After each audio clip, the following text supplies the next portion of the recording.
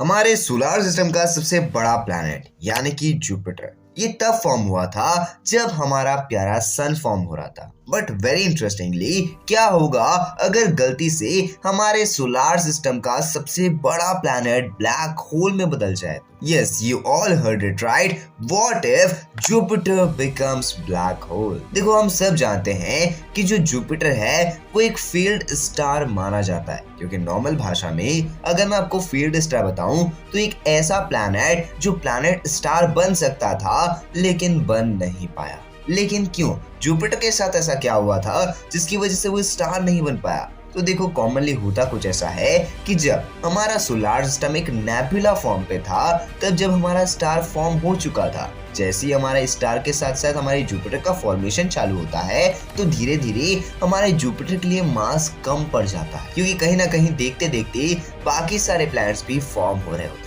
जिसकी वजह से एक टाइम के बाद जो हमारा प्यारा जुपिटर रहता है ना, उसके अंदर इतना मास नहीं आ पाता है कि वो अपने आप को न्यूक्लियर फ्यूजन में डाल पाए। और इसी चीज की वजह से जो हमारा प्यारा जुपिटर रहता है वो कभी भी स्टार नहीं बन पाता। लेकिन अगर आज के टाइम पे हमें लिटरली हमारे जुपिटर को एक ब्लैक होल बनाना है तो वो पॉसिबल नहीं है, क्योंकि जुपिटर के अंदर अगर इतना मैटर नहीं है कि वो एक स्टार बन सकता है, तो उसके अंदर इतना मैटर कहाँ से आएगा कि वो एक ब्लैक होल बन जाएगा। बट वेरी इंटरेस्टिंगली, मान लीजिए गलती से हमारा प्यारा जुपिटर, जिसके पास अब सन से भी 4 गुना ज्यादा मैटर आ जाता है, तो होगा कुछ ऐसा कि जो उसका कोर रहेगा उसके अंदर न्यूक्लियर फ्यूजन चालू हो जाएंगे। और जैसे जैसे उसके कोर के अंदर न्यूक्लियर फ्यूजन चालू हो जाएंगे तो देखते ही देखते हमारा पर्टिकुलर जुपिटर, जो बेसिकली इतना बड़ा हो चुका है, वो अब और भी ज्यादा बड़ा होना चालू होगा और एक टाइम के बाद वो खुद में ही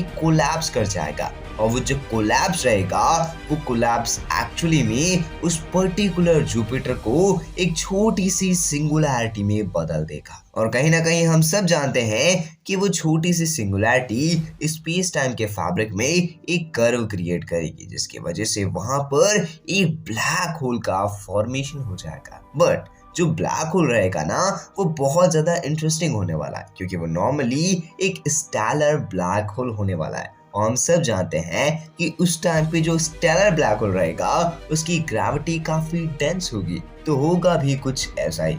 जो हमारा प्यारा ब्लैक होल रहेगा, अभी तक जहां पर हमारा जुपिटर सिर्फ और सिर्फ एस्टेरॉइड्स के पीसेस को अपने अंदर समाता था, अब धीरे धीरे ये अपनी ग्रेविटी की वजह से और भी ज्यादा पीसेस को अपने अंदर समाने ले जाएगा।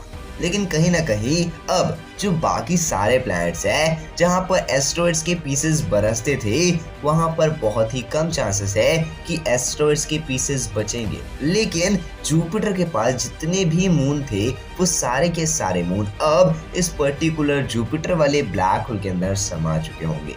लेकिन सबसे इंटरेस्टिंग बात, इससे हमारी पृथ्वी को कोई खतरा नहीं होगा। लेकिन मैं ऐसा कैसे बोल सकता हूँ? तो देखो, हम सब जानते हैं कि जो ब्लैक होल्स रहते हैं ना, उनका पर्टिकुलर अपना ही एक ऑर्बिट होता है, अपना ही एक जोन होता है जहां तक उनका ग्रेविटेशनल फोर्स वर्क करता है। यानी कि उसके बाद वो एक्चुअली में अपनी ग्रेविटी की मदद से कुछ भी नहीं कर सकते। तो यहाँ पर भी होगा कुछ ऐसा। अब देखो, जो हमारा स्टार ब्लैक होल है, माना कि वो one of the biggest black holes में से एक माने जाते हैं, लेकिन अब वो जो सिंगुलैरिटी है, वो सिंगुलैरिटी इतनी बड़ी नहीं है कि वो हमें कोई नुकसान पहुंचा पाए। और वो हमसे तकरीबन 595.64 मिलियन किलोमीटर दूर है। तो कहीं ना कहीं वहां पर जो उसकी एक्चुअल ग्रेविटी रहेगी वो यहाँ तक वर्क नहीं करेगी, जिसकी वजह से हो सकता है कि हमें आसमान में एक ब्लैक होल तो दिखाई दे, बट वो जो ब्लैक होल रहे वो ब्लैक होल हमें कोई नुकसान नहीं पहुंचा पाए।